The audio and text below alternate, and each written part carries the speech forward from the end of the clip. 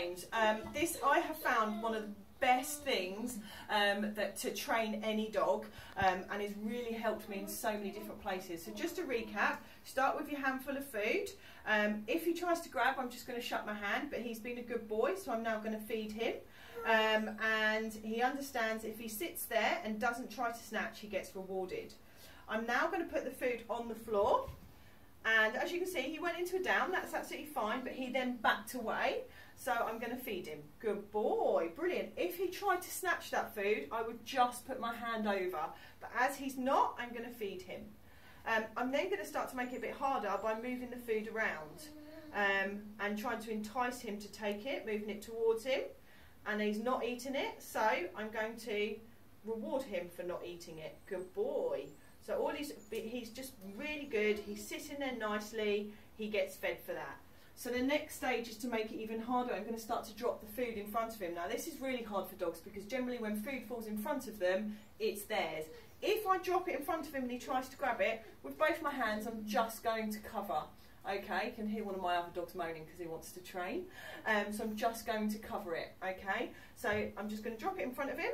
As you can see, he's got the self-control and the understanding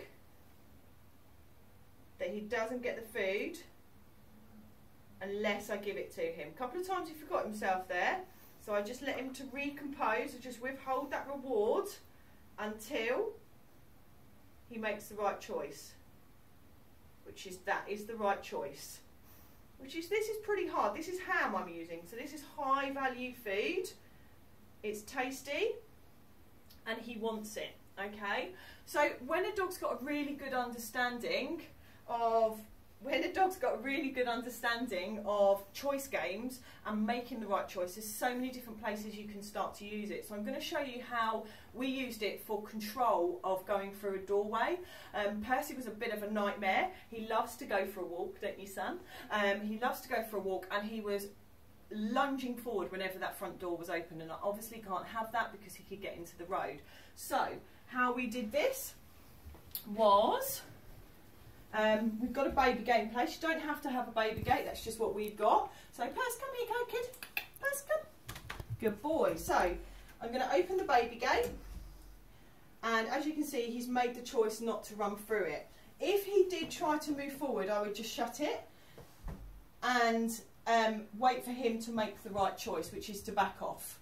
He understands, he's like, I'm not going anywhere near there because the treats are over here. So I'm going to open the baby gate. I'm then going to open the front door. Again, if Percy tried to shoot forward, I just shut the door until he looked. And he would run to the door to still try and get out, but he would be like, the door shut. So he would back off, and as soon as he backed off, I'd open the door again. Once he's backed off and he stayed back off, I keep the door open. I would then take a step forward. If Percy tried to come through, I would just back off and shut the door again.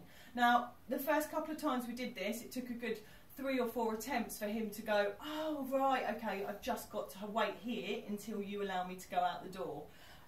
So I can now, he understands that when the door's open, he does not come out until I call him. Okay, Percy. Okay, Percy. Good boy. Good lad. Come on in. Good boy. So as you can see, it does mean that we have really good control around the front door, which is really, really important. I've not given him any commands. All I've done is withheld the reward. The reward in this case is going out the front door. Hope that makes sense, and the reason why we do the choice games. Yes, we're going to do some more training in a minute, kid. Thank you.